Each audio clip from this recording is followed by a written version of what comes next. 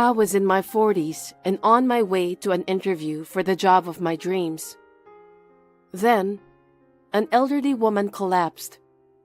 She was making a hiccup-like sound from time to time, but she hardly seemed to be able to breathe. Fortunately, I knew how to use an AED. I rapidly used the AED and performed first aid, with the impatient driver on my side. I got off the bus at the next stop with Caroline and waited for the ambulance. I saw the ambulance off and hurried to the interview venue. I was 2 hours late. Of course, the interview was over. I tried to meet with the interviewer to apologize, but he would not meet with me. He could at least listen to me why I was late. Even though I had helped someone, I was feeling terrible. It was my fault for not letting them know that I was going to be late, but it was an emergency. Which is more important, saving someone's life or attending a job interview? As soon as I got home, I was complaining to my father. My father was a quiet man and didn't say anything. He listened to me silently. "Thank you for listening to me, Dad." My father didn't respond to me when I thanked him. As I left the living room, "You are a sweet girl, just like your mother," he muttered. My mother died of illness when I was in junior high school. She was a cheerful and kind person. I was grateful to my father for raising me with his own hands. I had been sending money to him for a long time, but the company I worked for went bankrupt, and I couldn't pay the rent. I had no choice but to move into my father's house. The pay for secretarial work at the driving school I worked at was poor. Most of the living expenses were paid by my father. We were living off his savings. I'm now 46. I can't believe that my father is taking care of me. I was ashamed of myself, that I have to depend on my father to live at my age. I couldn't sleep at all, and the morning came. I went to the interview with terrible bags under my eyes. I honestly didn't get a good response. The interviewer even worried about me because I looked bad. I decided to sleep well that night. Otherwise, I couldn't allow my father to enjoy a comfortable life. As I was gathering my thoughts, my father called me.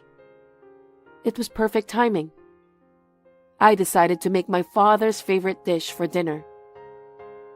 When I answered the phone, my father seemed to be in a panic. "Hey, I think you are in trouble. What happened? Lillian, what did you do?" I was able to calm my father, who was in a tremendous fright. After hearing what happened, I rushed home. Apparently, a lawyer had come to see me. He said he was going to pay me a lot of money. "Is this a new kind of scam?" In fact, a friend of my father's had once been a victim of a lawyer scam. The friend was robbed of $100,000. He said that he never got his money back. "If they take my savings, how are we going to live from tomorrow?" When I hurried home, I found a man in a suit standing at my door. The man said, "I came to thank you." He gave me his business card. His name was Grayson Stewart. According to him, he wanted to know my bank account so that he could deposit money to thank me. I had no idea what he was talking about. I had only helped an old lady on the bus the day before. I did nothing to deserve such a high number of zeros. "No wonder you are suspicious," the man continued in a calm tone.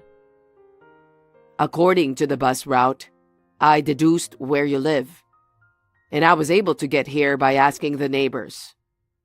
The reason I came to thank you is Because that is what the person you helped wanted. Grayson anticipated and answered my questions before I ever asked. I was still wary of him, but I realized one thing. Grayson was probably a quick thinker. If we let our guard down, a fraudster could quickly take advantage of us. I managed to coordinate the story with my father, saying that we had to go to the hospital. I politely asked Grayson, the man who seemed to be a lawyer, to leave. It was the scariest experience I had recently. My elderly father and I, 46 years old, lived in the house together. We received a phone call recently from an insurance scammer. I had to be careful about door-to-door scams. The next day, an old lady visited my house. "I believe I aroused your suspicions the other day. I'm sorry. Thank you for helping me on the bus." Apparently, it seemed that the lawyer who came yesterday was really representing the old lady. The amount of the gratuity was too much, so I thought it was a scam. I felt sorry for doubting him. The old lady's name was Caroline Collins. She had an elegant gesture that suited her name. Seeing the clothes she was wearing on the bus and the way she was dressed that day, I knew she was rich. And it turned out that I was right. Again, Caroline offered a sum of money to express her gratitude. There was one more zero on the amount, but it was too much to receive. My family was not wealthy at all. I didn't know how to spend money. If I received a large sum of money, I would lose it without being able to invest it properly. I declined Caroline's gratuity. I glanced back and saw my father nodding repeatedly. He seemed to be agreeing with my decision. "If I can't wire the money, then I get it. I know a good cafe. Let me buy you a cup of coffee," Caroline insisted. Accepting an invitation for free coffee didn't seem so bad to me. I decided to accept her invitation. Caroline took me to a coffee shop. It was decorated with a chandelier. The cups were finely decorated. I don't usually drink coffee, but I still thought the coffee was delicious. I never thought it would be so different from the store-bought coffee. Even after we left the coffee shop, Caroline was still insistent. "I really want to thank you. If you think I'm being suspicious, I'll ask my lawyer to take care of it." Caroline's momentum got the better of me. I was taken to the lawyer's office. For some reason, Caroline passed the receptionist without speaking to anyone. We went into a room. She sat down on the sofa and said, "Tomorrow is my granddaughter's wedding." Then, she showed me a photo of a woman in a wedding gown that appeared to be from a pre-wedding shoot. "Fortunately, I was saved. If no one had helped me at that time, I would have died. If that had been the case, I would not have been able to see my grandchild in such a pretty dress." Caroline gently patted the photo. "Thank you." She said these words from the bottom of her heart. "I am happy, thanks to your help. So I want you to be happy too. I want to give you something in return. I really want you to be happy." Caroline must have been a righteous person. She was passionate about thanking me at any cost. "I can't attend the wedding in peace if I don't do anything. I won't be able to sleep well at night." I could feel Caroline's eagerness to thank me. However, I had just been treated to coffee at an expensive-looking cafe. It would be awful to get any additional appreciation from her. You bought me coffee and that's enough. Don't worry about it. I tried to calm Caroline down, but she seemed to want to thank me at any cost. You saved my life. Coffee is not a fair reward for saving my life. It doesn't have to be money. How about a piece of land? A condo would be a nice idea too. Caroline, hold on a second. A trip abroad would be nice. How about a relaxing trip with your father? Would you prefer a relaxing trip to a beach? Caroline continued to make imaginative leaps, pulling me along. I wonder if cash would be the safest choice, but there's something tasteless about it. You have fair skin, so dark-colored jewelry would look good on you. Hey, Caroline. I managed to stop Caroline's fantasy as I raised my hand. I really appreciate your feelings. However, none of them appeared to appeal to me. Maybe I sounded rude because I was panicking, but Caroline didn't seem to mind too much. Oh, really? I'm sorry. It's that I don't know what you want. Why don't you tell me then? Caroline looked at me curiously. I want a job. I couldn't help but say what was really bothering me at that moment. I'm working as a clerk at a driving school right now, but I want to quit. I want to do something more professional, like clerical or secretarial work. I am qualified, but no one will hire an old lady in her late 40s like me. I almost cried when I said that to myself. I graduated from a prestigious university and had bookkeeping and secretarial qualifications. I had plenty of experience at work. However, at my age, at an interview, it was not uncommon to be told, "If only you were 20 years younger." Then, Caroline wrote something down and handed it to me. It had a last name and a phone number written on it. You should meet this person in front of the train station tomorrow at 9 a.m. Then, I'm sure you'll be fine. She only said that. She didn't tell me anything more than that. Caroline gave me a phone number. I didn't know if that phone number belonged to a company or an employee of a vocational support facility. I had no idea. Maybe it was not the number of the company, but an acquaintance of Caroline's. I was in my late 40s. Perhaps she was trying to persuade me to become a housekeeper, given my experience as a housewife.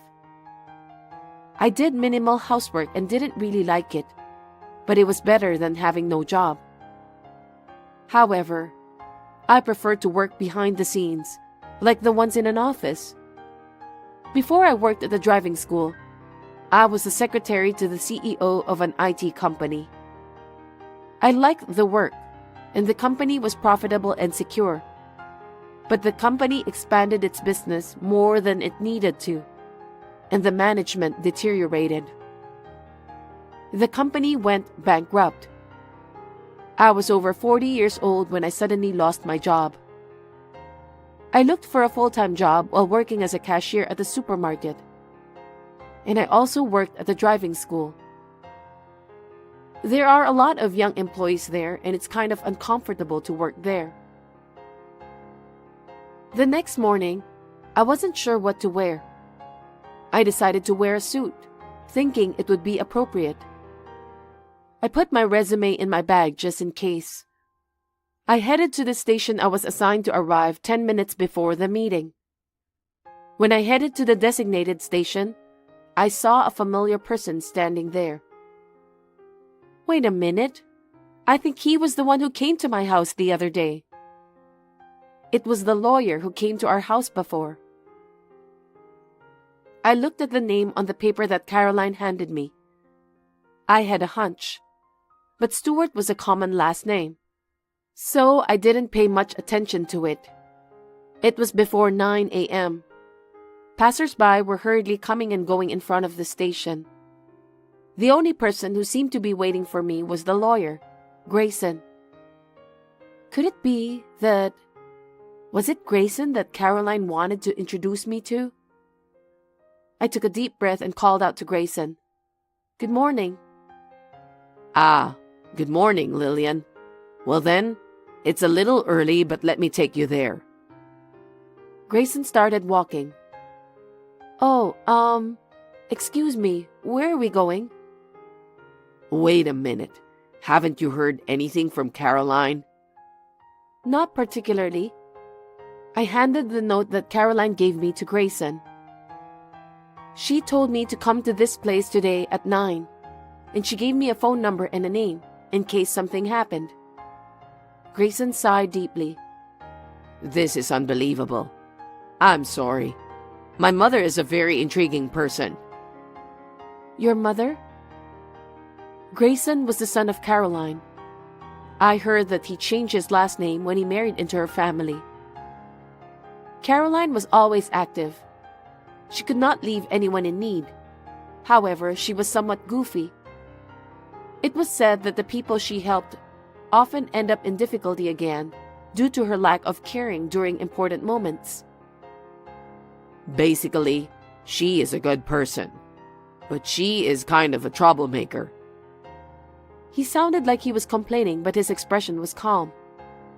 They must be a close family. While talking with Grayson, we arrived at a familiar office. When I was shown into a room, I was asked about my work experience. It seemed like an interview. I submitted my resume just in case. You didn't know it was an interview, but you had brought it. Just in case. Good preparation, good mindset. He seemed to have a good impression of me. The interview was over in a flash, and a week later, I was assigned to work as Grayson's secretary. A day as a lawyer's secretary was very busy. As soon as I arrived at work, I had to sort through the mail.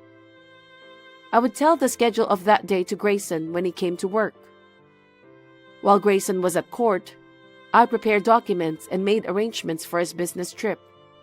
Once Grayson came back to the office, I'd have a brief chat with Grayson and then send him out. While Grayson was at the court again, I would prepare documents to be submitted to the court. Before returning home, I would have another meeting with Grayson, who came back to the office. Grayson was quite a busy lawyer. He was going back and forth between the court and his office 2 or 3 times a day. For court cases on the road, he would meet with me for an hour via video conference. When I first started working with Grayson, my initial response was slow, and I could not perform my duties ahead of time. But thanks to Grayson's sincere guidance, I am now able to perform my duties much more smoothly. But when I go home, I am so tired that I fall asleep immediately.